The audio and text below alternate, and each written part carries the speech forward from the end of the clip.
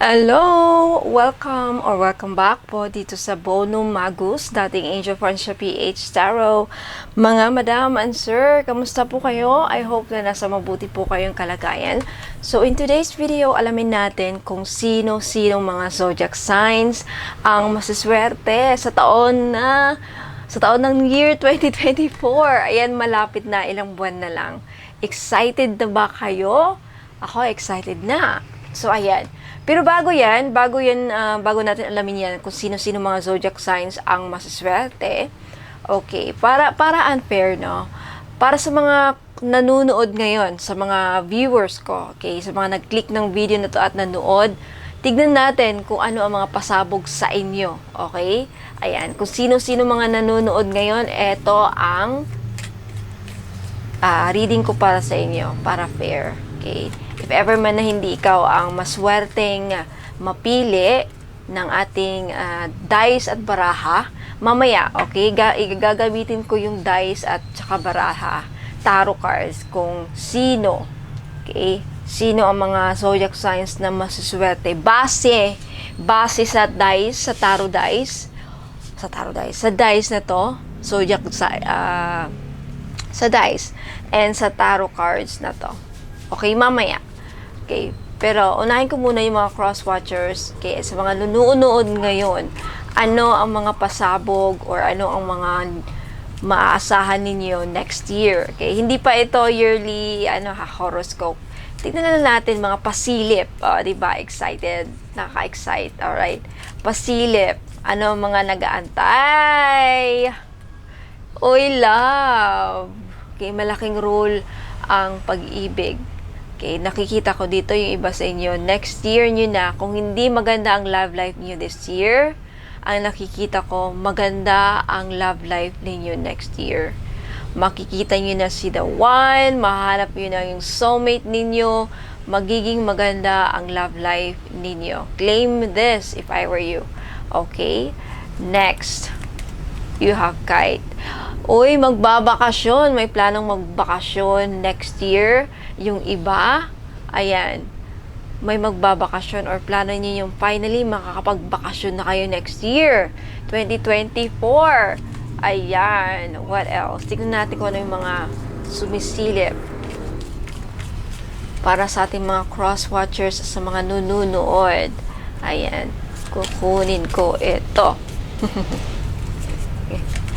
Okay, again, paalala lang ha, this is a general reading. Hindi po ito magre-resonate po sa lahat ng mga nanonood dyan. So, kunin nyo lang. Kung yung mga gusto nyong kunin, ayan. Mamaya tignan natin din to. So, isahin natin yan, mga madam. And sir. Okay. Pasabog para sa taong 2024 para sa ating mga viewers na nanonood ngayon at sa mga bagong subscribers. Ayan. Okay. Ang dami. Ayan. Okay. Daming pasabog. Next. Okay, you have bear. Danger, especially in money matters. So, mag-ingat. Okay? Sa mga nanonood ngayon, viewers ngayon, okay, mag-ingat next year sa kaperahan, pagdating sa pera. Delikado. Tignan natin, mukhang may madamot sa pera, mukhang mananakawan kayo. Okay, with this bear, mukhang delikado ang kaperahan yung iba sa inyo. So, mag-ingat pagdating sa pera. Okay, yung mga cross-watchers ngayon, mga nanonood. Mamaya, abangan nyo, baka kayo ang magiging maswerte sa taong 2024 yung zodiac sign ninyo. Okay? Next, you have ladder. Climbing towards success. If I were you, I claim this. Okay? Yung iba sa inyo ngayon na nanonood, isa ka sa maswerte na aangat next year. Ito na yung sign, lalo na if lagi kang nakakita ng ladder. Lagi ka bang nakakita ng, ano bang Tagalog sa ladder? Ladder, yung mga ganito. It's a sign. Kung may nakita kang ladder today, may nanghiram ng ladder, may nakita kang basta, okay? Sa picture man yan, sa movies, sa cellphone, sa actual man yan, This is a sign, a confirmation na aangat ka na. You're climbing towards success sa taong 2024. Okay? Ayan. Next, you have Axe. Forces working against you. So, mag-ingat pa rin kasi mukhang may mga taong against sa'yo next year. May mga taong inggit sa'yo, may taong may masamang balak sa'yo next year, mag-ingat. There are forces working against you. Maybe kakaingitan ka next year. Ano tong green? Success! Dahil sa success mo. Ayan, talaga naman. Mag-ingat kasi mukhang may mga taong kakaingitan yung success mo next year, 2024. Sa taong 2024, magiging successful ka talaga. Ayan na yung ladder, confirmation na magiging successful ka. Aangat yung buhay mo. Okay? My God. Maiahon ka na. I'm hearing the word from rags to riches. So talaga namang, once kinaiingitan kasi yung tao, ibig sabihin, mas angat ka. Diba? Mas angat yung tao na yun. So, mag-ingat sa mga taong nagpe-pretend na kaibigan. Usually, mga kapitbahay, sila yung mga kapitbahay natin. Diba? Sila yung mga taong inggit. Ayan. Next, you have ring.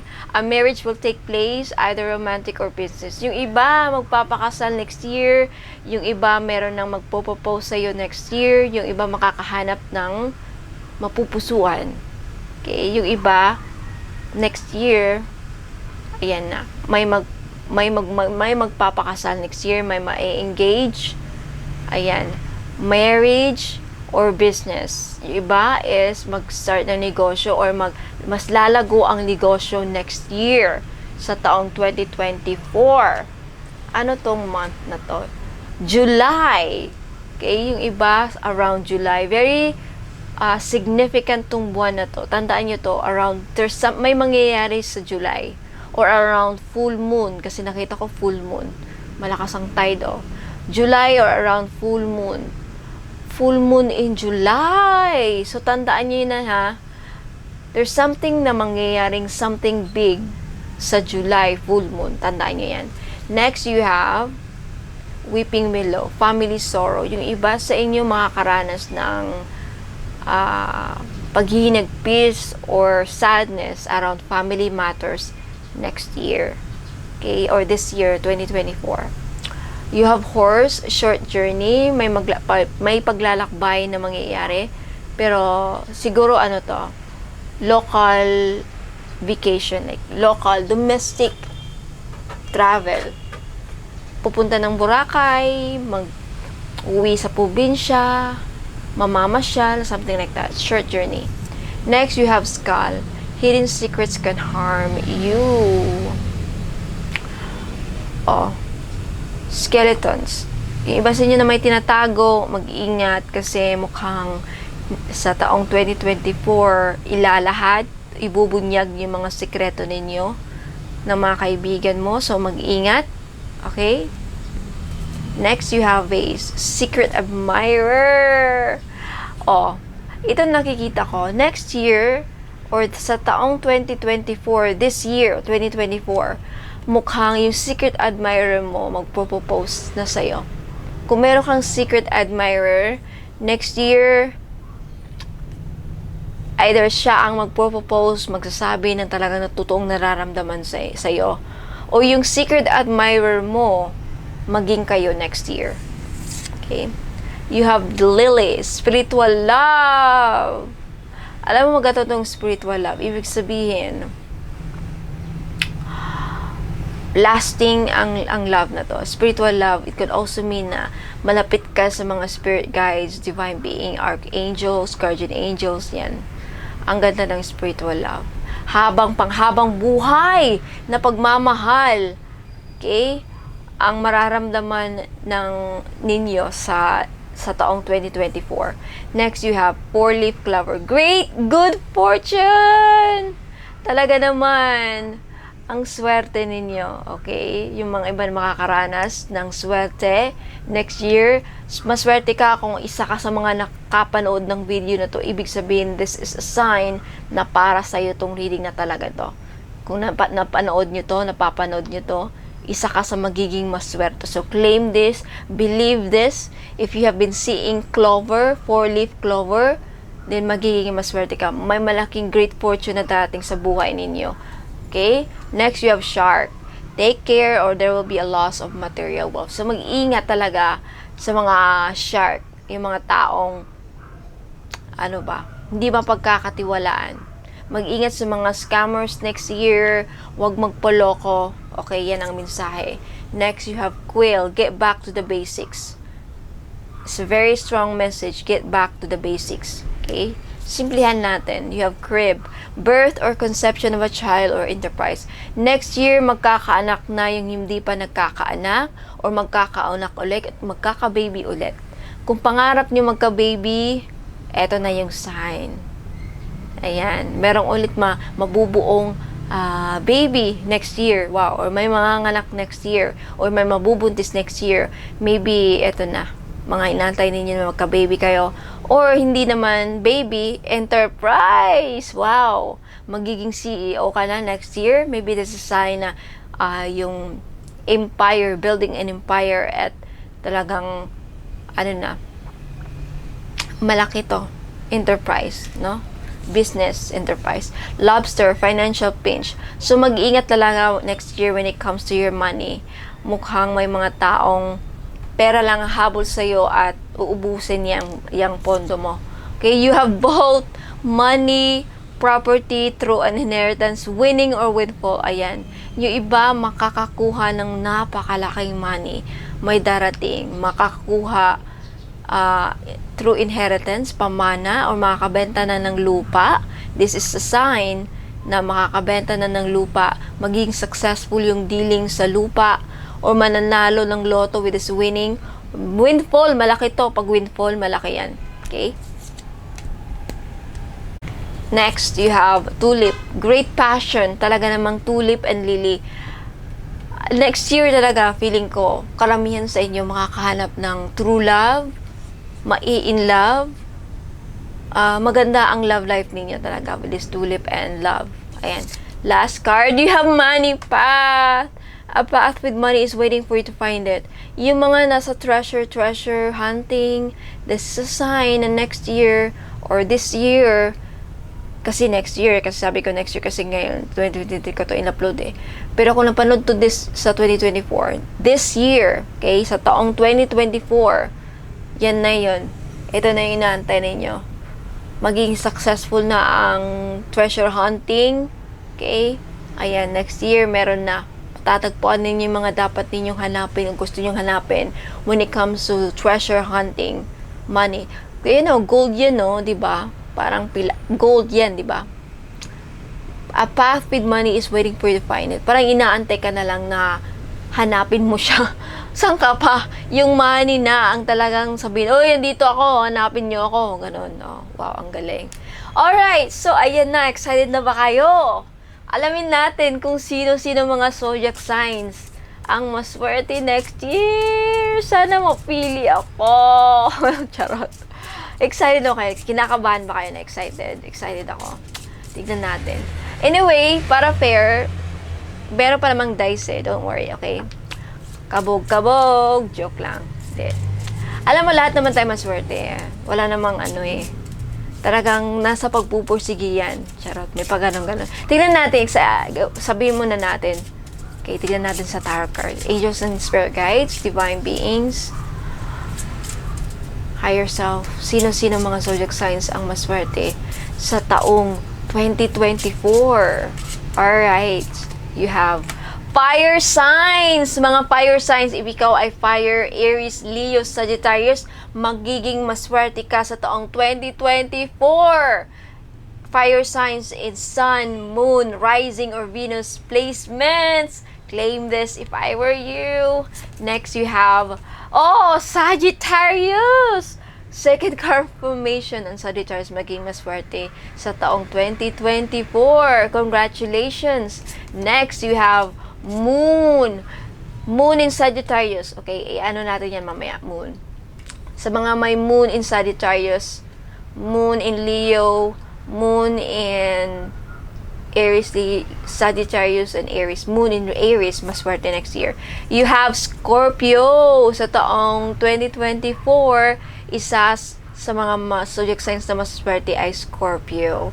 Ayan, Scorpio in Moon, mga moon placement in Scorpio or Sun Scorpio. Next, you have Jupiter. Okay, sa mga placement ng Jupiter. Next, you have Mars. Next, you have Aquarius! Aquarius! Gang, ding, gang, ding, ding, ding, ding, ding, ding. Congratulations, Aquarius! Isa ako, Aquarius. Magiging maswerte next year or this year sa taong 2024. Ayan. Next, you have Gemini. Congratulations! Pasok ang Gemini. Okay, pasok din ang Capricorn. Congratulations, Capricorn. And water signs, Cancer, Pisces, and Scorpio. Second time Scorpio. Okay, last card. Uranus. Virgo! Maswerte ang Virgo sa taong 2024. Congratulations, okay? Ayan, yan naman ang base sa tarot cards. Okay? Ayan. Ngayon naman, gawin natin yung dice. Ano mga zodiacs na maswerte this year. Okay? Alam mo, ang gagawin ko is, eto, ilalagay ko dito. Okay? And then, titignan natin kung,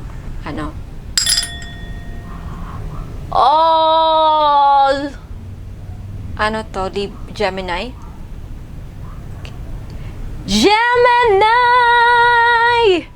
Gemini! Again, Gemini. Second time. Kuha ko ng 6 dito Gemini na yun Next. Virgo ulit. Okay, this is second time na ang Virgo, lumabas ang Virgo. Okay? Ayan. Okay. Sino pa? Zodiac sign, through dice. Scorpio ulit! Ayan Scorpio. Okay, next. Ilan na yung tatlo? May tatlo pa. Ano yun? Uy, Virgo ulit? Virgo? Taurus! Magiging maswerte din ng Taurus next year. Okay. Taurus na naman. Taurus and Capricorn. Alright, ganun na lang gawin natin.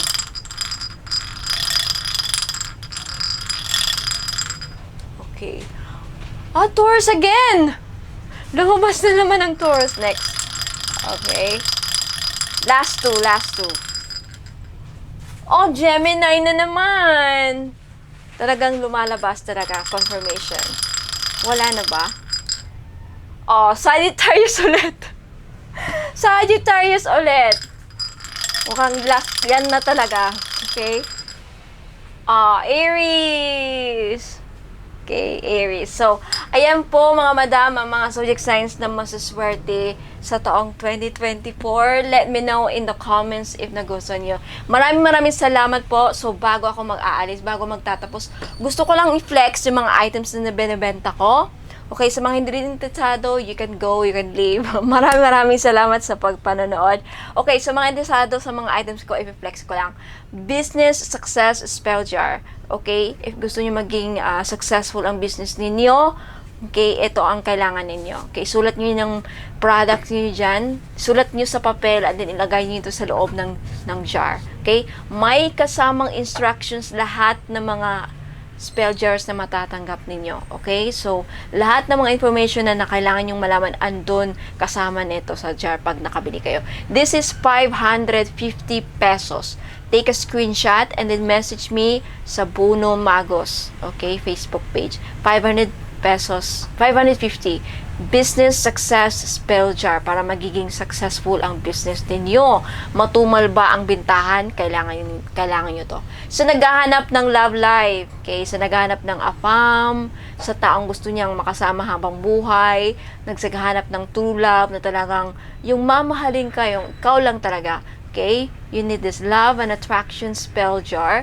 550 pesos din. Okay, take a screenshot and message me sa Facebook page, Bono Magos. Love and relationship. Okay, naghiwalay ba kayo ng asawa mo? Nag-away ba kayo? Hindi na siya umuwi. Gusto mo siyang bumalik sa'yo? Kailangan mo to. Love and relationship prepare jar. 550 pesos each. Okay? So, naghahanap ng hustisya. Okay? Sample lang yan sample. This is how you sealed a jar, by the way, guys. Ganito ang pag-sealed ng jar. Patakan nyo lang yan. So, pagkatapos nyo ilagay yung name at yung intention nyo dyan sa papel at ipasok nyo sa jar, patakan nyo ng kadila. Sealed na yan. Kayo dapat gumawa niyan, hindi ako. Okay? Because it's your intention, not mine. Okay? But don't worry because before ko pinapadala or pinapa-ship yung items, ginagawan ko ng ritual sa Latin. Okay? Alam niyo yung iba, lahat maraming nakakalam dyan. Sa Facebook page ko, madami na akong followers. So, andun. Mamimigay ako ng items doon. Kaya follow niyo ako sa Facebook page. And sa mga gustong magpahula ng libre, sa gustong magpataro reading, follow me on Instagram, Bono Magos. Ayan. Every weekend ako nagpapa-reading. Okay? Sa live. Justice, sa naghanap ng justice, ayan, justice spell jar, 550 pesos each. Okay, bestseller natin, mga madam and sir. Okay, available pa rin ng all-in-one powerful red bracelet. Ang daming feedback nito. This is only 700 pesos. Okay? Lifetime protection, lifetime pangkalahatan. Nagbibigay swerte, nagbibigay, lahat naman nakabili nito, ang sarap-sarap ng tulog niya. Ang gaan-ganda ng pakaramdam. Okay, lahat ng feedbacks makikita nyo sa Facebook page ko, Bono Magos. Okay? Punta ka sa photos and pictures, albums, ayan, makikita nyo doon. So, naghahanap ng protection sa kulam, panangga sa kulam, or gustong gumaling kung nakulam ka, okay, you need this lifetime protection and healing necklace.